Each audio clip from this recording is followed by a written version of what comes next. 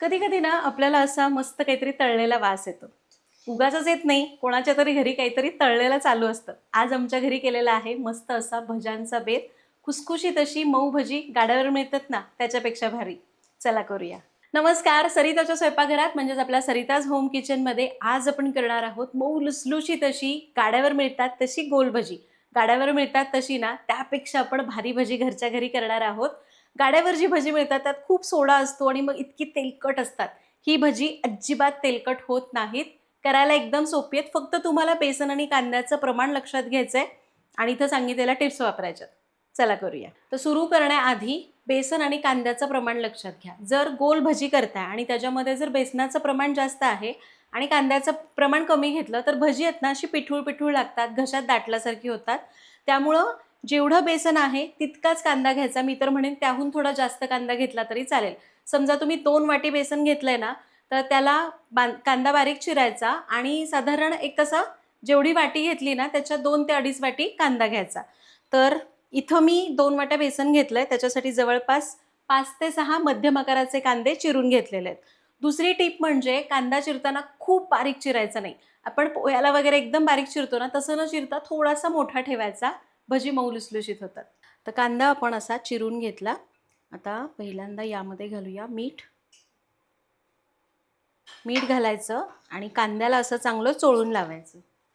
आता यामध्ये घालूया पाव चमचा ओवा, 1 बारीक चिरलेली हिरवी मिरची, थोडीशी चिरलेली कोथिंबीर, 2 चमचे तांदळाचं पीठ आणि बेसन. आता मी 2 वाट्या बेसन घेतलंय, पण आपल्याला जसं लागेल तसं बेसन घालायचं. खूप सगळं एका वेळी घालायचं नाही. आता पाणी घालण्याच्या आधी बेसन या कांद्यामध्ये चांगलं मिक्स करून घ्यायचं. असं सगळं छान चोळायचं, म्हणजे ना कांदा, कोथिंबीर, हिरवी मिरची, ओवा या सगळ्याचे फ्लेवर्स याच्यामध्ये छान रिलीज होतात. झालं, याला मी चोळून घेतलं. आता यामध्ये उरलेलं मीठ घालूया आणि थोडं थोडं पाणी घालून याला सैलसर सरसरीत मळून घेऊया.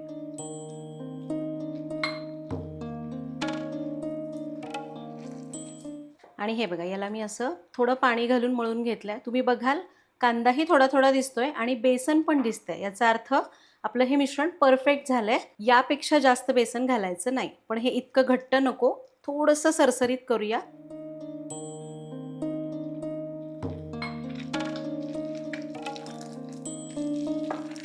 तर मी 2 वाट्या बेसन घेतलं होतं. 2.5 वाटी चिरलेला कांदा, 2 वाटी बेसन बरोबर प्रमाण होतं.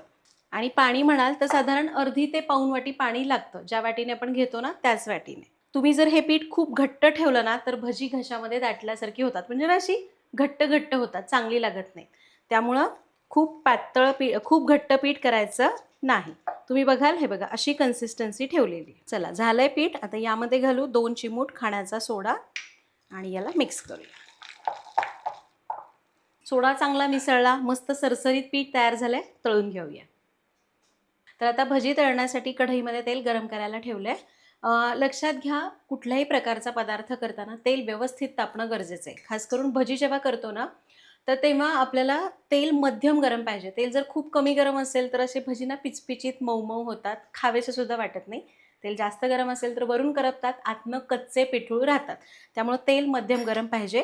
कसं ओळखायचं या सांगते. थोडंसं मिश्रण टाकूया. हे बघा, भजी तळला जातोय, वर आलाय लगेच गोळा आणि करपलेला नाही, याचा अर्थ तेल व्यवस्थित गरम झालेलं आहे. आता आपण भजी तळायला सोडूया. गोल भजी करतोय त्यामुळं गोल सोडायची, अशी मावतील एवढी भजी सोडायची. भजी तेलामध्ये सोडली. अगदी एक अर्ध्या मिनिटांनी भज्यांनी आकार धरला की मग यांना गोल गोल फिरवत मंद आचेवर तळून घ्यायचं.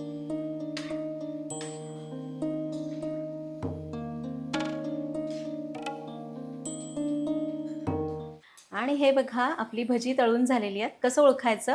भजी ना संथ होतात, म्हणजे तेल असं संथ होतं, याच्यावरचे बुडबुडे कमी होतात आणि भज्यांना छान असा रंग येतो. शिवाय तळलेला परफेक्ट सुवास येतो. भजी काढून घेऊया.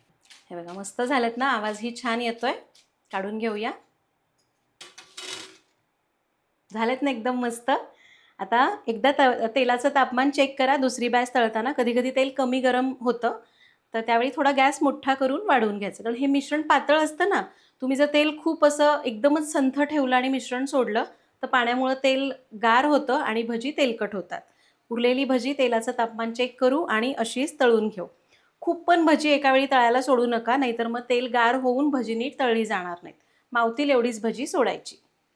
तर एक बॅच तळून झाली आहे, दुसरी कढईमध्ये तळते आहे आणि आपली मस्त अशी मऊसूत गोल भजी तयार होतात.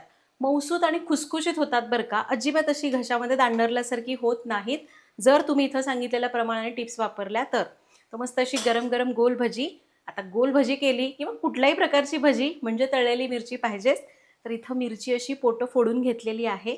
मस्त तेलामध्ये मिरची तळायची, मिरची तळली की गरम असतानाच वरून मीठ घालायचं, भजी सर्व करायची, त्याच्यासोबत मीठ लावलेली तळलेली मिरची आणि सोबत गरम गरम चहा.